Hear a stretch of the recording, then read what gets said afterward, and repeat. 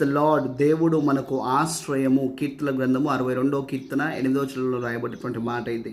బైబిల్లోంచి మనం ఒక ఉదాహరణ గమనించినట్టయితే, సౌలు దావీదు పైన విషపు చూపు నిలిపాడు. విషపు చూపు నిలిపిన తర్వాత ఎప్పుడెప్పుడు దావీదును హతమరుద్దామని ఈట తన చేత పట్టుకొని తిరుగుతున్న సందర్భం వాక్యంలో చాలా స్పష్టంగా మనకు కనబడుతుంది.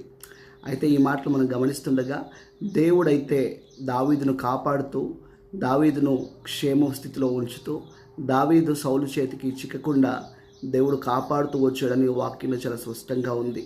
అనుదినము సౌలు వెంటాడునని వాక్యంలో ఉంది. అయితే అనుదినము దేవుడు తప్పిస్తూనే వచ్చాడని వాక్యం కూడా చాలా స్పష్టంగా చెప్తుంది. ఉదయకాల సమయం ఆయన నీ ఆశ్రయమై ఉన్నాడు, నీకు ఆధారమై ఉన్నాడు, నీ దుర్గమై ఉన్నాడు. కాబట్టి నిన్ను వెంటాడు వారి చేతిలో ఉంచాడని, నిన్ను తప్పించేటువంటి దేవుడై ఉన్నాడు. కాబట్టి అందు విషయమై లేదా నిన్ను వెంబడిస్తున్నటువంటి ప్రతికూల పరిస్థితులు కావచ్చు, ప్రతికూల వ్యక్తులు కావచ్చు, అవేవైనప్పటికీ వాటి విషయమై నువ్వు చింతించగా దేవునిపై